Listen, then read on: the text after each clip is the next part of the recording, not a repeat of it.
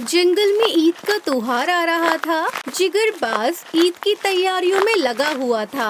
वो अपने बेटे के लिए लाल रंग के नए शूज लेकर आया था और उसके साथ और भी कई चीजें। जब जिगरबाज ऑटो से उतरता है तो उसके बेटे के जूते नीचे गिर जाते हैं। जिगरबाज को खबर ही नहीं होती और वो अपने घर चला जाता है। आज मैं अपने बेटे के लिए नए शूज लाई हैं। मैं अभी दिखाती हूँ। अरे रॉकी बेटा, कहाँ हो तुम? जल्दी मेरे पास आओ। देखो तुम्हारे पापा तुम्हारे लिए क्या लेकर आए हैं। पापा, मेरे पापा बहुत अच्छे हैं। अरे ये क्या हुआ? वो शूज में कहाँ भूल आया हूँ? शायद कहीं गिर गए। बहुत बुरा हुआ, वो मुझे बहुत पसंद थे। मैं बहुत खुश था। वहीं दूसरी तरफ टुनटुनी चिड़िया उड़ती हुई जा रही थी कि टुनटुनी चिड़िया को वो जूता एक पेड़ के नीचे पड़े हुए दिख जाते हैं। अरे वाह, ये जूते तो बहुत सुंदर हैं। मेरी बेटी सुनहरी को बहुत अच्छे लगेंगे।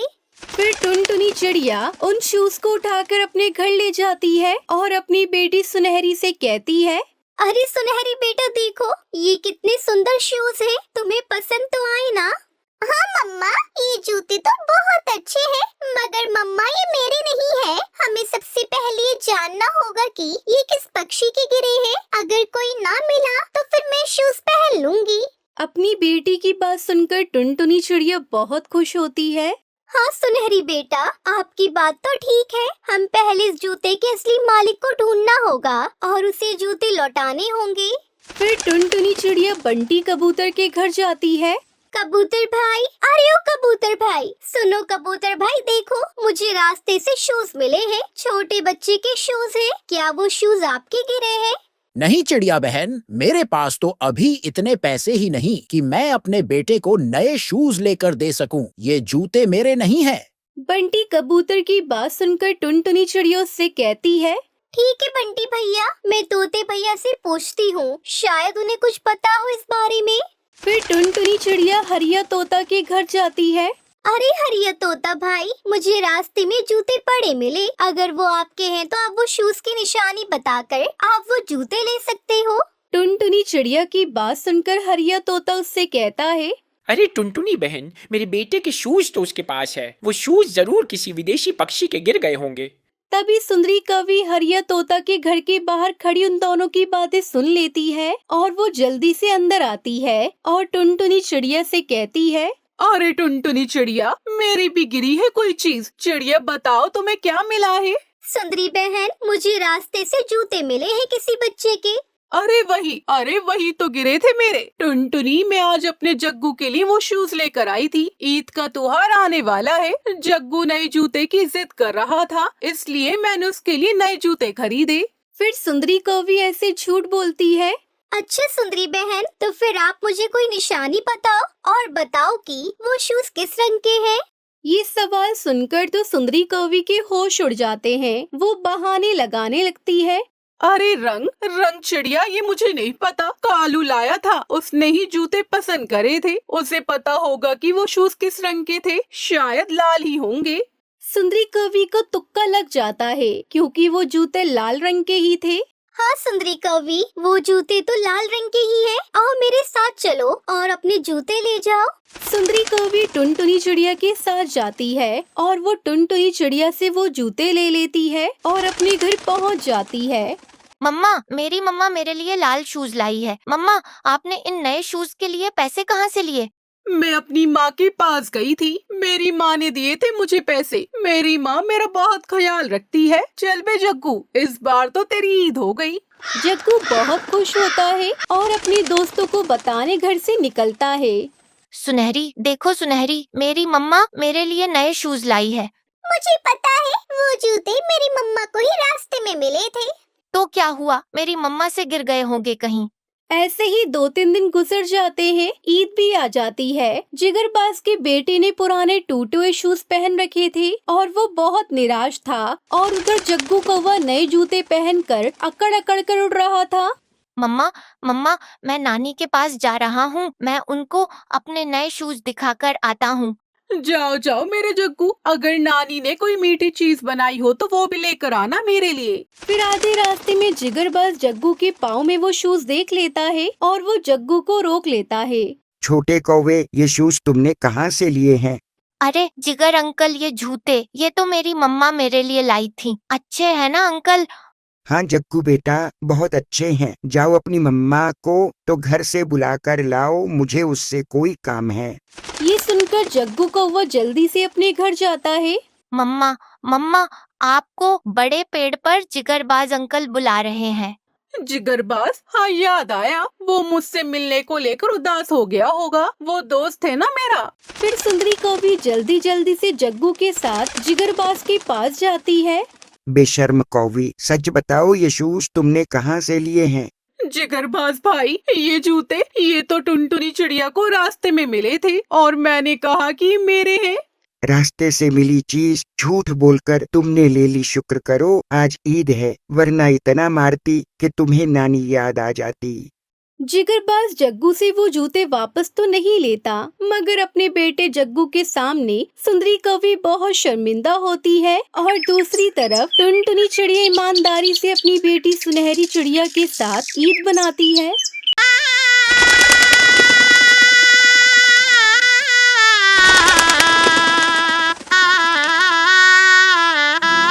ढोलकपुर जंगल में बबली अपनी 2 बहुओं और अपनी बेटी के साथ रहती थी। बबली कबूतरी की बेटी लूसी बहुत ही घमंडी और चालबाज थी। पता नहीं माँ को टुनटुनी और बूढ़ी भाभी में क्या नजर आया, जो मेरे भाइयों की शादी इन दोनों गवारों से कर दी। मैं इन दोनों को इस घर से निकाल कर ही दम लूंगी।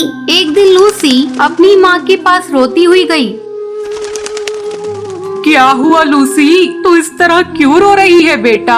माँ, अभी जब तुम मंदिर गई थी तब दोनों भाभियाँ तुम्हारी शिकायत कर रही थी। वो आपस में तुम्हारी बुराई कर रही थी माँ। अरे टुनटुनी और भूरी मेरी शिकायत क्यों करेंगी भला? मैं तो उनसे बहुत प्यार करती हूँ। माँ, तुमने उन दोनों को बहुत छूट दे रखा है, उन दोनों पर नकेल कसो। लेकिन बेटा वो दोनों भी गर्भवती हैं, मैं उनसे घर का काम भी तो नहीं करा सकती। क्यों माँ, वो गर्भवती है तो क्या हुआ? हमारी नौकरानियाँ भी तो गर्भवती होकर काम करती हैं।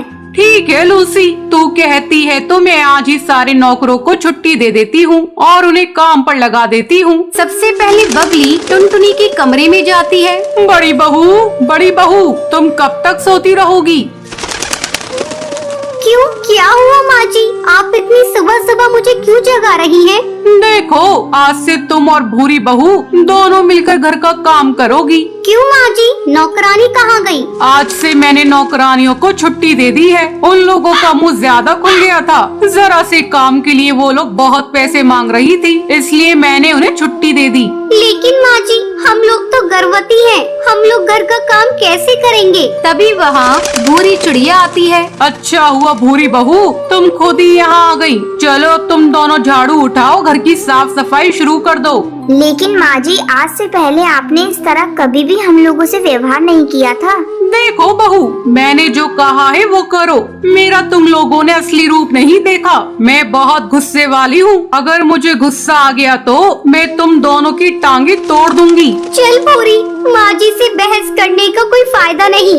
दोनों बहुएं काम में लग जाती हैं। ये सब देखकर लूसी बहुत ही खुश थी। इन दोनों की हालत देखकर मुझे बड़ा मजा आ रहा है। अगले दिन सुनो, तुम दोनों ये मटके पकड़ो और जाओ जाकर कुएं से पानी भर लाओ। लेकिन माँ जी, हम लोग ये पानी भरकर कैसे इतनी भारी मटकी को उठाएंगे? आपको तो पता है कि हम लोग गर्भवती हैं और ऐसी हालत में भारी सामान उठाने से डॉक्टर ने मना किया है। मैं कुछ नहीं जानती, अब तुम लोग जाओ और जाकर जल्दी पानी भरो। भूरी और टुनटुनी मटका लेकर जंगल के कुएं पर जाती है।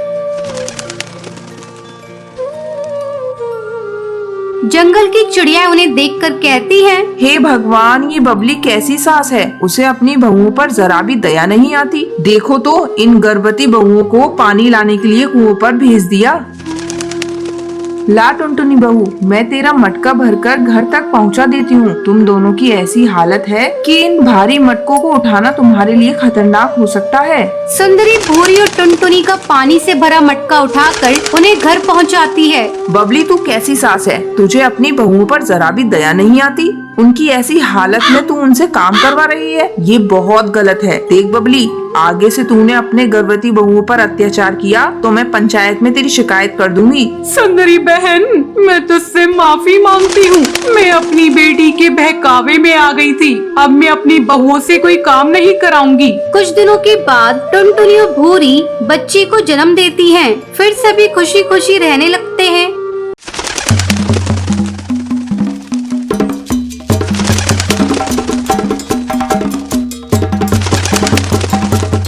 चंदनवन में टोनी चिड़िया अपने बेटे गोलू और बहू टुनटुनी चिड़िया के साथ खुशी खुशी रहती थी। उसकी एक बेटी भी थी जिसका नाम पिंकी था। पिंकी चिड़िया अपने ससुराल से लड़ झगड़ कर अपने मायके में आकर रह रही थी। उसके साथ उसका पति भी रहता था।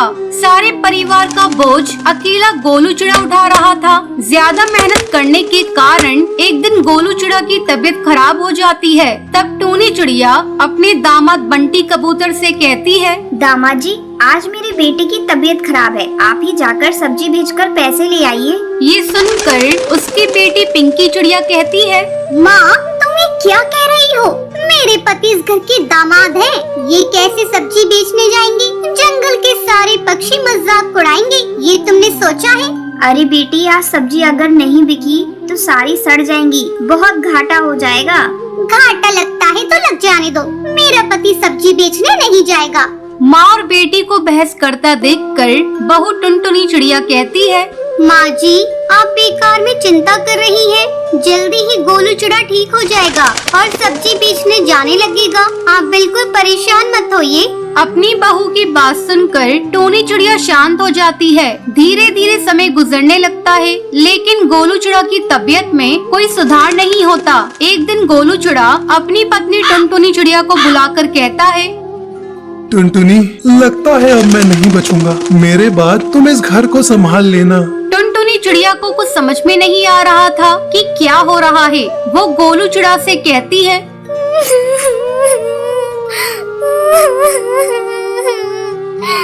चुप हो जाओ, अरे तुम्हारे दुश्मन, मैं तुम्हें कुछ नहीं होने दूंगी। तुम जल्दी ठीक हो जाओगे। बहुत दवा करने के बाद भी गोलू चिड़ा एक दिन मर जाता है। टुनटुनी चिड़िया पर दुखों का पहाड़ टूट पड़ता है। धीरे धीरे समय गुजरने लगता है। घर में खाने के लिए अब एक भी दाना नहीं बचा था। तब टूनी चिड़िया एक बार फिर से अपने दामाद को सब्जी बेचने के लिए कहती है, लेकिन उसका दामाद टस से मस नहीं होता। अपनी सास को दुखी देखकर टुनटुनी चिड़िया कहती है, माँ जी, गोलू ने इस घर की जिम्मेदारी मुझे सौंपी है, मैं अपनी जिम्मेदारी निभाऊंगी। अगले दिन सुबह सुबह टुनटुनी चिड़िया घर का सारा काम करके सब्जी बेचने जाने लगती है। तभी उसकी ननंद पिंकी आकर उससे कहती है, अरे ओ महारानी, तुझे इस घर की लाज शर्म की कुछ परवाह है या नहीं? तू सब्जी बेचने जाएगी, हम लोगों की नाक कटवाना चाहती है। जंगल के सारे पक्षी यही कहेंगे, गोलू के जाने के बाद हम लोग तुझे सता रहे हैं।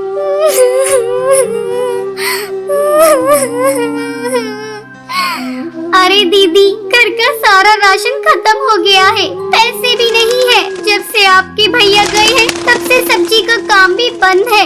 ऐसे में मैं सब्जी बेचने ना जाऊं तो क्या करूं? सबको भूखा मार डालूं। देख रही हो ना माँ, भाभी इस घर की इज्जत उतारने पर तुली है। अपनी बेटी की बात सुनकर टूनी चिड़िया चिढ़कर कहती है, अब ज्यादा बातें मत बना बेटी, तेरा पति तो घर में पड़ा आराम कर रहा है, वो तो पैसे कमाने जा ही नहीं रहा है, तो बहू क्या करे? और मेरी भी तबीयत इतनी अच्छी नहीं है कि मैं जाकर कुछ कमा कर लाऊं। तुझे ज्यादा अपनी इज्जत की पड़ी है तो चली जा अपने ससुराल। अब हम लोग तुम्हारा खर्चा नहीं उठा सकते। मेरी बहू हीरा है, हीरा। जा बहू, मैं तुझे आज्ञा देती हूँ, तू जाकर सब्जी बेच और कुछ पैसे घर में ला। तुझे किसी के तानों की परवाह करने की कोई जरूरत नहीं। किसी की इज्जत जा रही है वो इस घर से जा सकता है। ये सब सुनकर पिंकी चिड़िया समझ गई थी अब उसका इस घर में गुजारा नहीं होगा। अगले ही दिन अपने पति के साथ अपने ससुराल चली गई। इधर टुनटुनी चिड़िया कड़ी मेहनत करके सब्जी बेचने लगी और उससे जो पैसे मिलते थे उससे वो अपना घर चलाने लगी। इस तरह टूनी अपनी मेहनती बहू के साथ खुशी खुशी रहने लगी।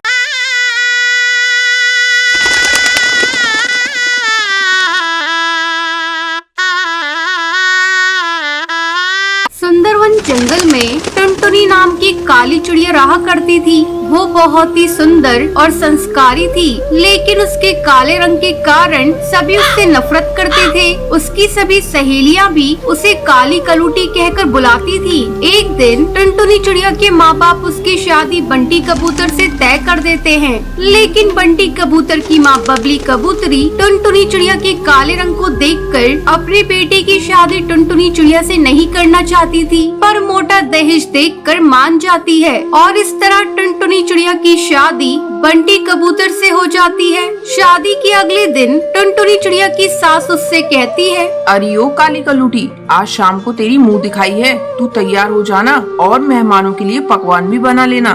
ठीक है माँ जी, मैं सब कर लूँगी, आप टेंशन मत लीजिए। शाम को जब मेहमान आते हैं वो टुनटुनी चिड़िया को देखकर कहते हैं, अरे बबली कबूतरी, तुझे कोई दूसरी चिड़िया नहीं मिली जो इस काली कलूटी को अपनी बहू बना लिया। इतना कहकर बुलबुल ताई टुनटुनी चिड़िया का मजाक उड़ाने लगती है। अपने मेहमानों की बात सुनकर बबली कबूतरी को बहुत ही बुरा लगता है। कुछ दिनों के बाद वो अपने बेटे की दूसरी शादी कर देती है। टुनटुनी चिड़िया कुछ नहीं कर पाती। नई बहू बहुत ही गोरी और खूबसूरत थी। टुनटुनी चिड़िया आंसू बहाती हुई अपनी सास से कहती है,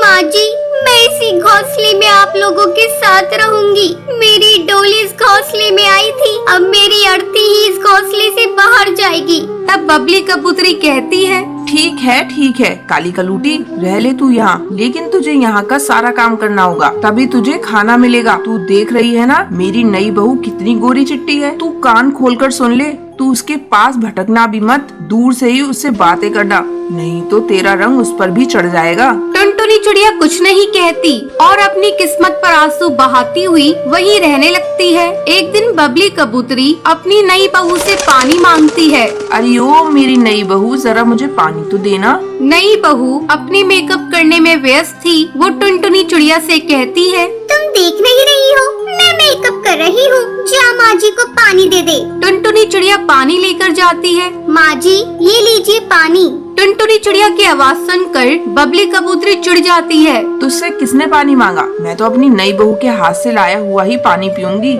लेकिन माँ जी, वो तो मेकअप कर रही है। ये सुनकर बबली कबूतरी कहती है, हे भगवान, ये नई बहू तो दिन भर मेकअप ही करती रहती है। मेरे बेटे की सारी कमाई तो इसके मेकअप में ही चली जाएगी। मैं आज ही बंटी से इस बारे में बात करूंगी। शाम को जब बंटी कबूतर काम करके घोंसले में वापस लौटता है, तब बबली उससे कहती है, बेटा तू जरा नई बहू को समझा, सारा दिन मेकअप करती रहती है, उसे मेकअप करने की क्या जरूरत, वो तो खुद ही इतनी गोरी है, बेकार के पैसे क्यों खर्च करती है। उसकी ये बातें नई बहू सुन लेती है और कमरे से बाहर आती है। चुप रहे बुढ़िया, तुझे क्या पता मेकअप क्या होता है? ये सब मेरा है और ये जो भी कमाता है उस पर मेरा अधिकार है। इतना कहकर नई बहू अपनी सास को धक्का दे देती है। गिरने के कारण बबली कबूतरी की कमर में चोट लग जाती है। वो कई दिनों तक उठ नहीं पाती। तब टुनटुनी चिड़िया उसकी खूब सेवा करती है। अपनी बहू को सेवा करता देख बबली कबूतरी कहती है, बहू मैं तेरी गुनहगार हूँ, तू मुझे छोड़कर चली क्यों नहीं जाती, क्यों रोज रोज अपमान सहती है। माँ जी, मैं आपको छोड़कर नहीं जाऊंगी। आप जैसी भी है तो मेरी सास और मैंने आपको हमेशा अपनी माँ माना है। मैं आपको ऐसे बुरे वक्त में कैसे छोड़कर जा सकती हूँ। कुछ दिनों के बाद बबली कबूतरी ठीक हो जाती है और अपनी नई बहू को धक्के मारकर घर से बाहर निकाल देती है। फिर वो टुनटुनी चिड़िया और बंटी कबूतर के साथ खुशी खुशी रहने लगती है।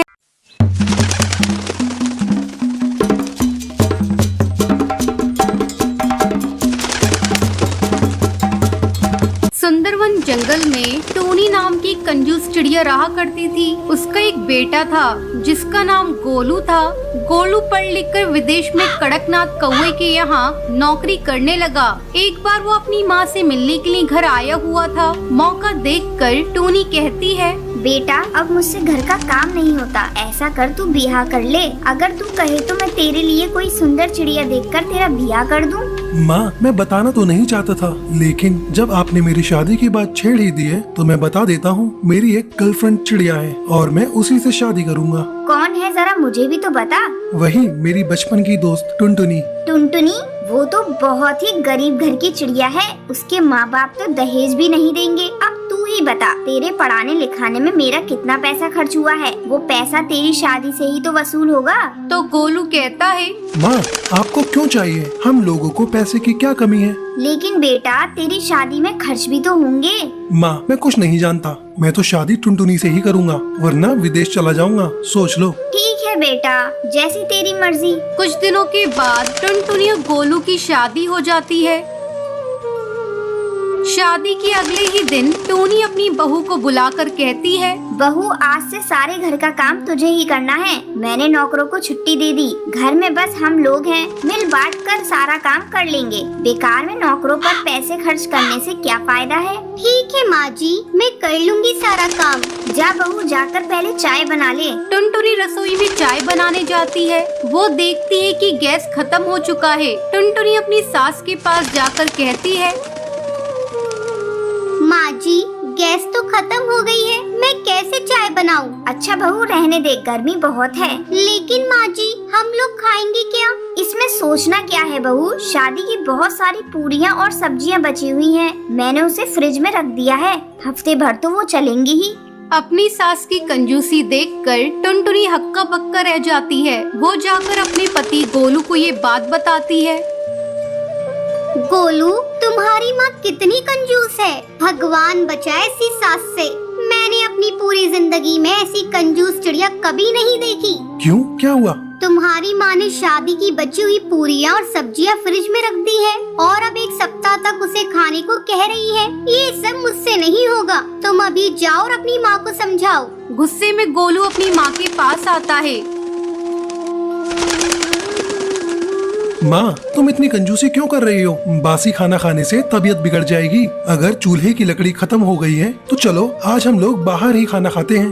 बेटा तू ऐसी बातें क्यों कर रहा है? मैं बहू से जबरदस्ती खाने को थोड़ी ना कह रही हूँ। आखिर अनाज फेंकने से क्या फायदा? मैं तो सिर्फ बहू को समझा रही थी। अगर बहू को नहीं खाना तो तुम लोग जाओ बाहर खा लो, लेकिन मैं तो वही खाना खाऊंगी। टूनी की जिद के आगे सभी को झुकना पड़ता है और सभी वही खाना खाते हैं। बासी खाना खाकर टुनटुनी की तबीयत खराब हो जाती है, उससे उल्टियाँ होने लगती हैं। जब गोलू डॉक्टर को बुलाने के लिए जाने लगता है तब टूनी कहती है, अरे बेटा डॉक्टर को बुलाने की कोई जरूरत नहीं, लगता है बहू माँ बनने वाली है।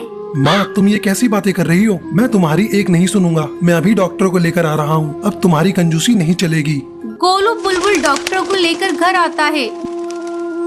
बुलबुल डॉक्टर चेकअप करती है और बताती है, गोलू जी आपकी पत्नी को फूड पॉइजनिंग हुई है। अगर ज्यादा देरी होती तो इनकी जान भी जा सकती थी। डॉक्टर की बात सुनकर गोलू अपनी माँ पर गुस्सा करता है और टुनटुनी के ठीक हो जाने के बाद उसे लेकर हमेशा हमेशा के लिए विदेश चला जाता है।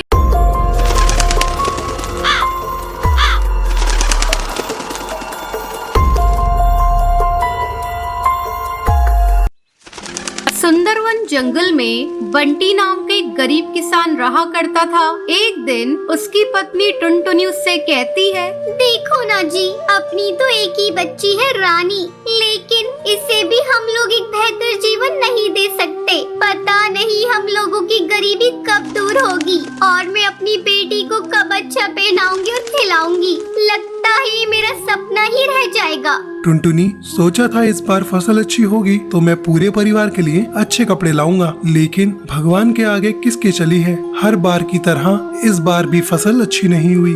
हाँ जी, फसल खराब हो गई और मेरी चिंता भी बढ़ गई। साहूकार अपने पैसे मांगने के लिए आएगा तब हम लोग क्या करेंगे?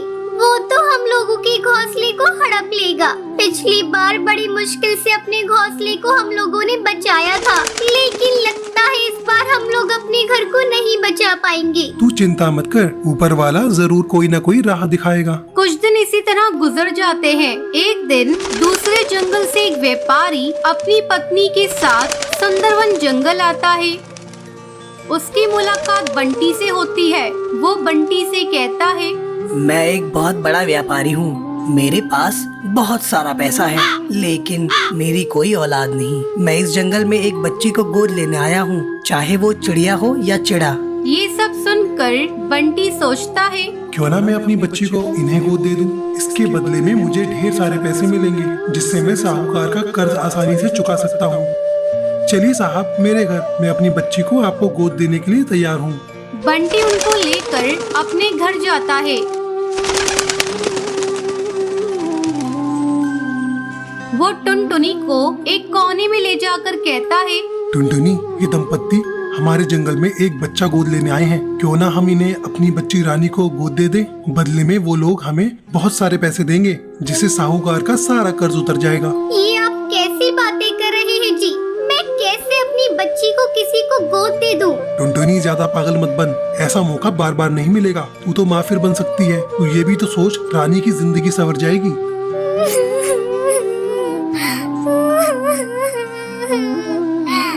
ठीक है जी, आप बात तो सही कह रहे हैं। मैं रानी के लिए कुछ भी कर सकती हूँ। मैं अपने कलेजे पर पत्थर रख लूंगी। वो दोनों रानी को गोद दे देते हैं। बदले में उन्हें ढेर सारा पैसा मिलता है। जाते समय रानी रोने लगती है।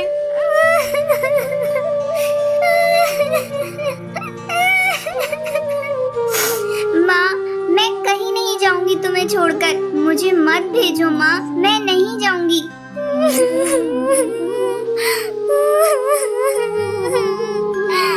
ये लोग तेरे नए माँ बाप हैं।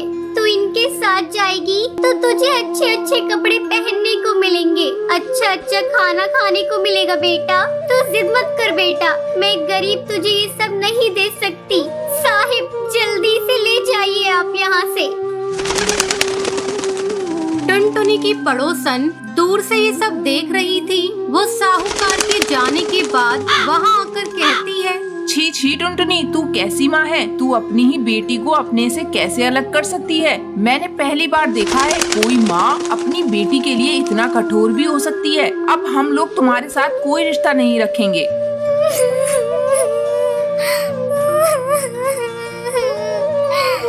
बहन, अगर तुम मेरी जगह होती तो तुम क्या करती? मैं तो अपनी बेटी को बेहतर भविष्य देना चाहती हूँ, इसलिए मैंने उसे गोद दे दिया और ये मेरी बेटी है। मैं अपनी बेटी के साथ कुछ भी करूँ। आपको बोलने का कोई अधिकार नहीं है। आप यहाँ से जा सकती है। टुनटुनी, मैं साहूकार का कर्ज चुकाकर अभी आता हूँ। किसी तरह टुनटुनी अपना जीवन अपनी बेटी रानी के बगैर बिताने लगती है। बच्चों, इस दुनिया में चाहे कितना भी कर्ज हो वो चुकाया जा सकता है, लेकिन माँ के प्यार और ममता के मोल को कभी भी नहीं चुकाया जा सकता है।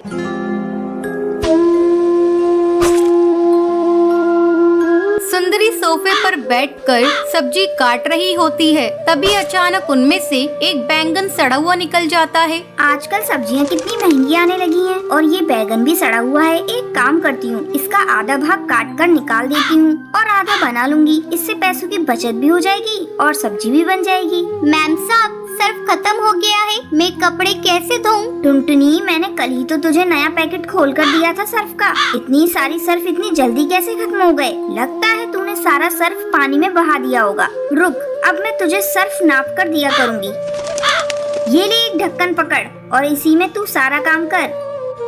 अरे ये क्या टुनटुनी, तूने चाय के बर्तन कहाँ रख दिए? मैंने अभी उसमें चाय बनाई थी और मैंने चाय पत्ती भी उसी में रखा था। सोचा था कि शाम को दोबारा बना लूंगी। कहाँ रख दिया उस बर्तन को? मैम साहब, उसमें तो बहुत थोड़ी सी चाय पत्ती थी। मैंने सोचा सारे बर्तनों के साथ उसे भी साफ कर दूं। कान खोलकर मेरी बात सुन ले, आगे से मुझसे बिना पूछे एक भी काम तू नहीं करेगी। सुंदरी, मुझे लेट हो रहा है ऑफिस के लिए। लाओ, मेरा टिफिन कहाँ है?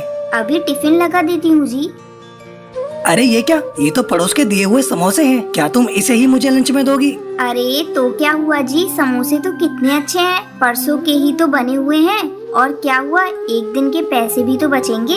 तुम नहीं सुधरोगी सुंदरी। तभी किसी चीज के टूटने की आवाज आती है। अरे अब क्या तोड़ दिया टुनटुनी तूने? अरे कुछ नहीं मैम साहब, वो मेरी रानी बिटिया से कप टूट गया है। अरे ये तेरी बेटी है या आफत है? एक काम कर, कल से तुम इसे मेरे यहाँ पर बिल्कुल मत लेकर आना। और हाँ, कप के पैसे तो मैं तेरी पगार से काट लूंगी। अरे मैम साहब, मैं बहुत गरीब हूँ। महीने भर की पगार से ही तो किसी तरह मेरा घर चलता है और मेरे बाल बच्चों का पोषण होता है मैम साहब। वो सब मैं नहीं जानती, मैं तो पैसे तेरे ही पगार से काट लूंगी उसका। टुनटुनी नाम की धोबन अपने पति बंटी के साथ धोबी घाट पर काम किया करती थी। टुनटुनी और बंटी की जिंदगी में खुशियों की कोई कमी नहीं थी। उनके पास जितना अनाज होता था वो उसमें गुजारा कर लेते थे। एक दिन बंटी अपनी पत्नी टुनटुनी को कहता है, टुनटुनी, जब से तुम मेरी जिंदगी में आई हो मुझे ऐसा लगता है मेरे सारे दुख और दर्द कहीं चले गए हैं। हाँ जी, ये तो आपका बड़प्पन है। मैं तो आपसे शादी करके बहुत सुखी हूँ। बस मेरी जिंदगी में एक ही कमी लगती है, काश वो भी हो जाए। इतना ही कहकर टुनटुनी चुप हो जाती है। टुनटुनी, मुझे पता है तुम किस बारे में बात कर रही हो, लेकिन नसीब के आगे किसका चला है। भगवान जो चाहता है वही होता है।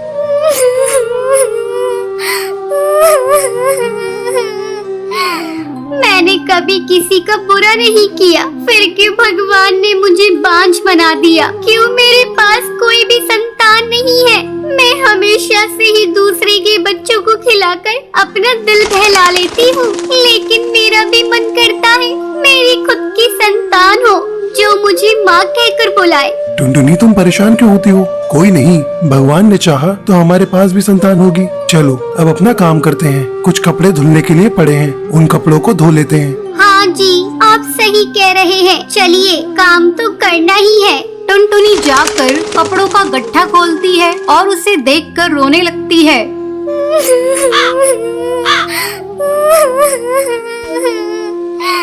क्या हुआ टुनटुनी, तुम रो क्यों रही हो? अजी इधर आइए, ये देखो कितने सुंदर सुंदर बच्चों के कपड़े हैं। वो बच्चा कितना सुंदर होगा जो इनको पहनता होगा। मेरे घर में भी अगर कोई बच्चा होता तो मैं भी उसको ऐसे ही सुंदर सुंदर कपड़े पहनाती। उन कपड़ों को देख टुनटुनी की आँख के आंसू मानो रुकने का नाम ही नहीं ले रहे थे। टुनटुनी, तुम अपना दिल छोटा मत करो। भगवान जो भी करता है अच्छे के लिए करता है। अब जो उसने सोचा है वही होगा। चलो कपड़े धोते हैं। फिर वो दोनों कपड़े धोकर सुखा देते हैं और शाम को घर आ जाते हैं। फिर अगली सुबह दोनों घाट पर जाते हैं, जहाँ उन्हें बच्चे की रोने की आवाज आती है। बंटी, ये आवाज कहाँ से आ रही है? मुझे लगता है उधर जो कपड़े पड़े हैं उनमें से आ रही है। चलो वहाँ पर चलकर देखते हैं। टुनटुनी बंटी वहाँ पर जाते हैं। फिर जहाँ से उन्हें बच्चे की रोने की आवाज आ रही थी वहाँ कपड़ों का एक गट्ठा रखा था। फिर टुनटुनी थोड़े कपड़े हटाकर देखती है। अजी ये देखिए,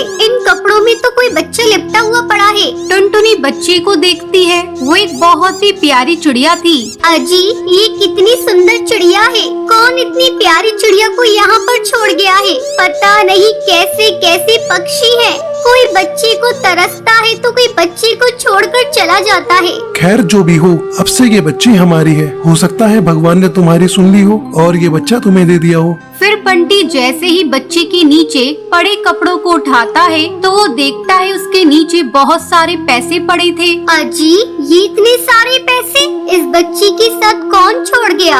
शायद जिसने इस बच्ची को छोड़ा है उसने ही इसकी परवरिश के लिए पैसे छोड़े हैं। पर कोई ऐसा क्यों करेगा? मेरी तो समझ में नहीं आ रहा है कि कोई ऐसा क्यों करेगा। लेकिन कोई ऐसा करके गया है। चलो ये पैसे इस बच्ची के लिए ही है तो बच्ची के काम ही आने चाहिए। टुनटुनी और बंटी बच्ची को घर ले जाते हैं और बच्ची को अच्छे अच्छे खिलौने लाकर देते हैं और बहुत अच्छा खाना भी खिलाते हैं। बच्ची भी अब धीरे धीरे बड़ी होने लगती है। एक दिन टुनटुनी बंटी से बोलती है, अजी अब हमारी बच्ची बड़ी होने लगी है, हमें इसको अच्छे से स्कूल में पढ़ाना चाहिए क्योंकि बहुत ही चतुर है और कितनी सुंदर लगने लगी है। टुनटुनी, चाहता तो मैं भी यही हूँ, इसको अच्छे से अच्छे स्कूल में पढ़ाना। लेकिन तुझे तो पता ही है हमारी इतनी कमाई नहीं होती कि अपनी बेटी को अच्छे से स्कूल में पढ़ने के लिए भेज दें। लेकिन कुछ भी हो, मैं अपनी गुड़िया को उस स्कूल में जरूर पढ़ने भेजूंगा और एक अच्छी चिड़िया बनाऊंगा। बंटी ये सोचकर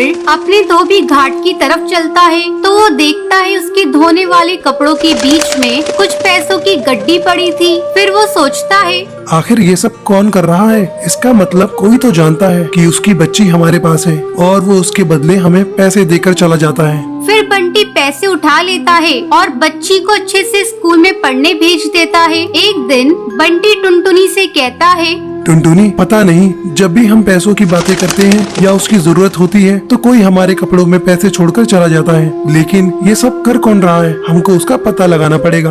अजी आप सही सही बोल रहे हैं। इसके लिए हमें कुछ न कुछ तो करना ही पड़ेगा। मैं एक प्लान बताती हूँ। फिर टुनटुनी बंटी को कुछ समझाती है। अगले दिन बंटी कबूतर धोबी घाट पर रोने लगता है। आसपास के पंछी उससे पूछते हैं, अरे क्या हुआ बंटी, रो क्यों रहे हो? क्या बताऊं भाई, मेरी बेटी ने आज कुछ खिलौनों की मांग करी है और मेरे पास बिल्कुल भी पैसे नहीं है। मैं नहीं चाहता कि मेरी बेटी का दिल दुखे, इसलिए मैं उसे खिलौने दिलाना चाहता हूँ, लेकिन मेरे पास पैसे नहीं है। अरे कोई बात नहीं बंटी, तो तेरे पास थोड़ा बहुत पैसा है, उसी से अपनी बेटी को खिलौने दिला दे। वो छोटी है, ऐसे ही खुश हो जाएगी। इतना कहकर सब पंछी वहाँ से चले जाते हैं। फिर रात होने पर टुनटुनी और बंटी देखते हैं एक पक्षी उनके कपड़ों के पास कुछ रखकर जा रहा है। टुनटुनी और बंटी उसे पकड़ लेते हैं। अरे भाई, अरे तुम कौन हो और क्यों हमें हमेशा ऐसे ही पैसे देकर चले जाते हो? अगर तुमको बच्चा पालना ही था तो तुम खुद क्यों नहीं पाल लेते?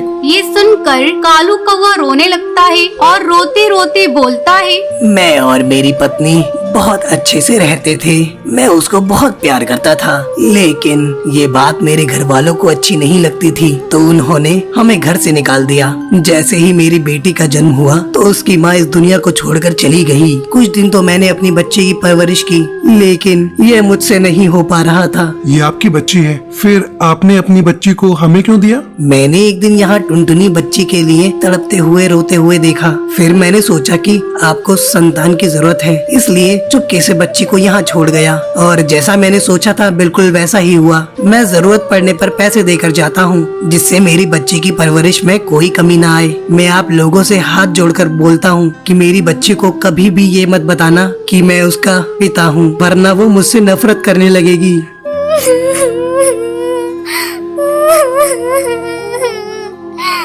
ठीक है भाई साहब, पर मैं आपसे ये कहना चाहती हूँ, आपने एक बांझ की सोनी गोद को भर दिया है, तो इस पर जितना हक हमारा है उतना आपका भी है, और आप कभी भी इससे मिलने आ सकते हैं। फिर कालू कौवा और बंटी इस बात से सहमत हो जाते हैं और अगले दिन बच्ची के पिता को अपने घर पर दावत के लिए बुलाते हैं। और फिर ऐसे ही टुनटुनी, बंटी और उनकी बच्ची और साथ ही साथ बच्ची का पिता सब मिलकर खुशी खुशी रहने लगते हैं।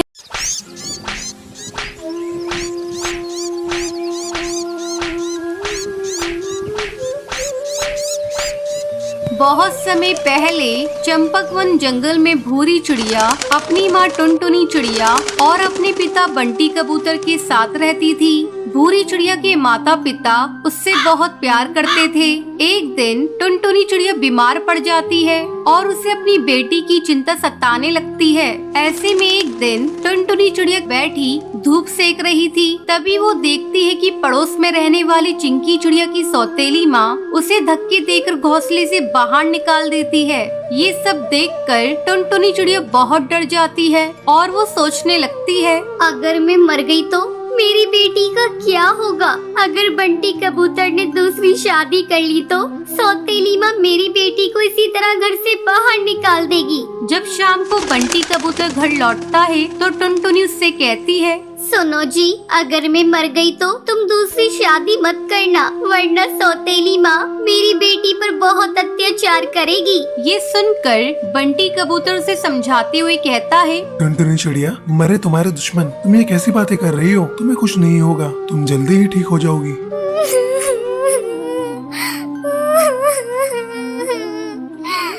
नहीं, तुम्हें आज मुझसे ये वादा करना ही होगा कि मेरे मरने के बाद तुम कभी दूसरी शादी नहीं करोगे। टुनटुनी, मैं तुमसे वादा करता हूँ कि मैं कोई दूसरी शादी नहीं करूँगा। कुछ दिन इसी तरह गुजर जाते हैं। टुनटुनी की हालत दिन पर दिन बिगड़ती जा रही थी और एक दिन वो मर जाती है। भूरी चिड़िया अपनी माँ से लिपट कर रोने लगती है।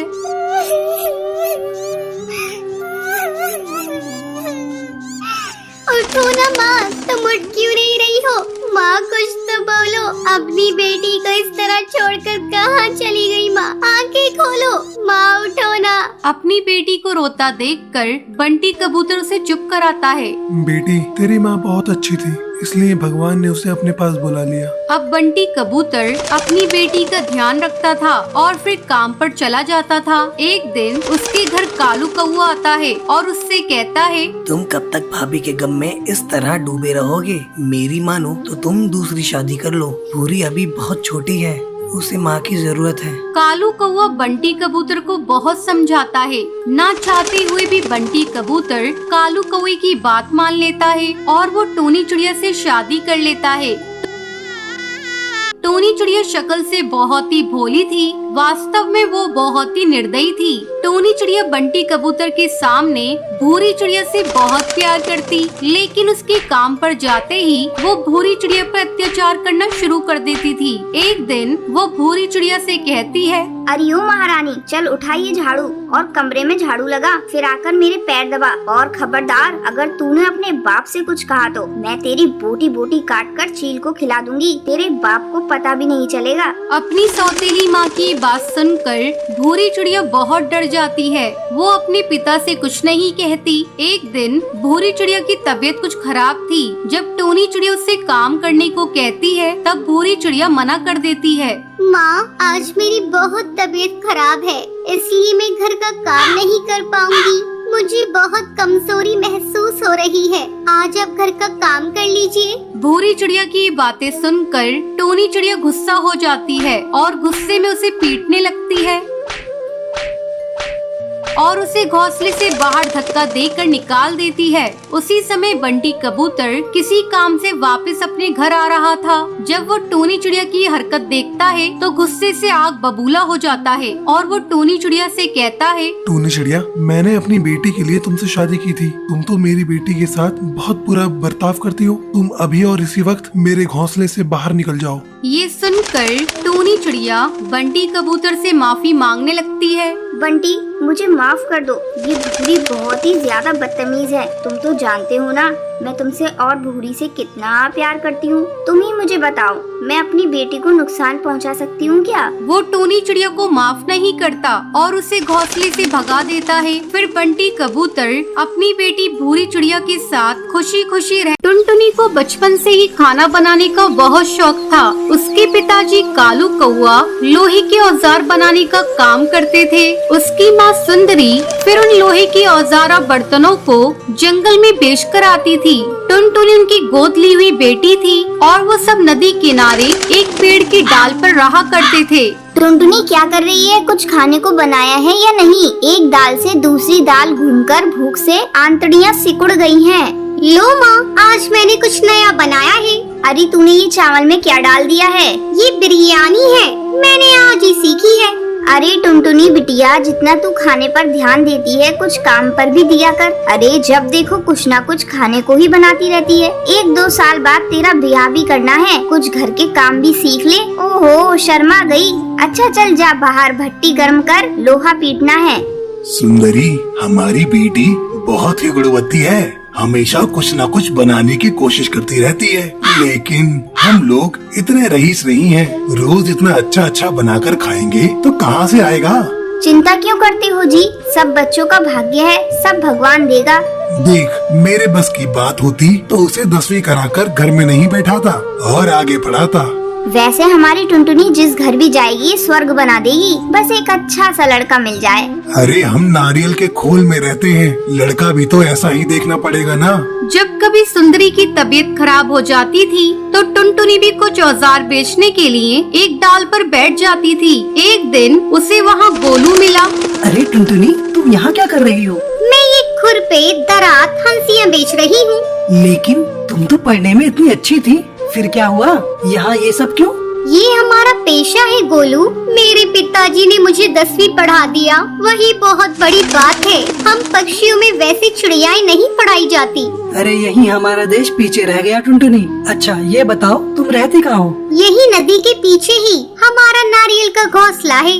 टुनटुनी, तुम्हें खाना बनाने का वैसे ही बहुत शौक है, क्यों ना तुम पिज्जा पराठा बनाकर बेचो। ये कम लागत और कम मेहनत में बन जाता है और स्वाद तो पूछो ही मत। एक बार बनाकर तो देखो, लोहे के औजारों से भी ज्यादा कमाने लगोगी। क्या तुम मुझे इसकी सामग्री बता सकते हो? हाँ बिल्कुल, पर पहले तुम्हें मुझे अपने हाथों की बनी बिरयानी खिलानी पड़ेगी। कुछ दिनों बाद जंगल में एक तूफान आता है। कालू उस तूफान से बाल बाल बचा, लेकिन उसके आधे शरीर ने काम करना बंद कर दिया। डॉक्टर को दिखाया तो उन्होंने कहा कि इन्हें चंपकवन के किसी बड़े अस्पताल में दिखाना पड़ेगा। अब बेचारी सुंदरी क्या करे? अब कौन औजार बनाए, कौन हथौड़ा चलाए? टुनटुनी की माँ, ऐसी जिंदगी से तो मर जाना अच्छा। मुझे जहर दे दो। ऐसा मत कहो, आप ठीक हो जाओगे। मैं आपको जंगल के अच्छे डॉक्टर को दिखाऊंगी। अरे लेकिन पैसा कहाँ से आएगा? जो जमा है, सोचा था टुनटुनी की शादी कर दूंगा, लेकिन अब मैं काम करने के लायक नहीं रहा। टुनटुनी उन लोगों की बात सुनकर दुखी हुई। वो उनके पास आकर बोली, पिताजी क्यों चिंता कर रहे हो? मैं हूँ ना। आप काम करने लायक नहीं रहे तो क्या हुआ? मैं और माँ है ना। आप बिल्कुल चिंता मत करो, हम जरूर कोई रास्ता निकालेंगे। अगले दिन माँ, जब तक पिताजी अच्छे नहीं हो जाते, मैं घर के बाहर पिज्जा पराठा बनाकर बेचूंगी। टुनटुनी, कोई क्या कहेगा? माँ, जब मैं औजार बेचती हूँ तब क्या कोई कुछ कहता है? ठीक है तो भट्टी पर ही बना लिया कर। अगले दिन पिताजी देखो, आज मैंने पिज्जा बनाया है। माँ और आप दोनों खाकर बताओ कैसा बना है। पता नहीं टुनटुनी, तू भी क्या नई नई चीजें बनाती रहती है। खाकर तो देखो। अरे वाह, ये तो बहुत बढ़िया लग रहा है। बेटी, ऐसा कुछ तो कभी नहीं खाया। पिताजी, अब मैं पिज्जा पराठा बनाकर बेचूंगी। लेकिन ये सब तेरे दिमाग में आया कहाँ से? माँ, मुझे ये सलाह गोलू ने दी। ये गोलू कौन है बेटा? माँ, गोलू स्कूल में मेरे साथ पढ़ता था। अब टुनटुनी लोहे की औजार की जगह पिज्जा पराठा बनाने लगी। जो एक बार उसके यहाँ पिज्जा खा लेता था, वो अपने आसपास के सब पक्षी से उसकी तारीफ करता। टुनटुनी के पास दूर दूर से पंछी पिज्जा खाने के लिए आने लगे। अब उसके गरीबी के दिन जा चुके थे। सबसे पहले वो कालू को लेकर जंगल के बड़े अस्पताल में गई। ये बिल्कुल ठीक हो जाएंगे, लेकिन दवाइयाँ महंगी होंगी। कोई बात नहीं सर, बस मेरे पिताजी ठीक हो जाए। आप दवाइयाँ लिख दीजिए। माँ, इस पिज्जा ने तो हमारी जिंदगी ही बदल दी। माँ, मैं जंगल में पिज्जा हट बनाना चाहती हूँ। ठीक है टुनटुनी, जैसा तुझे सही लगे वैसा कर। टुनटुनी ने अपना पिज्जा हट खोला। वो दिन रात तरक्की करने लगी। जैसे जैसे आमदनी बढ़ती रही, टुनटुनी ने सबसे पहले अपने लिए एक पक्का घोंसला खरीदा। अब वो नारियल के खोल वाली टुनटुनी नहीं, कोठी वाली टुनटुनी थी। टुनटुनी, मैं जानता था कि तुम एक दिन जरूर ऊंचाइयों तक जाओगी। गोलू, मुझे इस काबिल बनाने में तुम्हारा ही योगदान है। बेटा, तुम जुग जुग जियो। बेटा, ये तो बहुत खुशी की बात है कि तुम उसके मार्गदर्शक हो। तुम उसे हमेशा खुश रखोगे। उन दोनों की शादी हो गई और फिर वो दोनों मिलकर पिज्जा का काम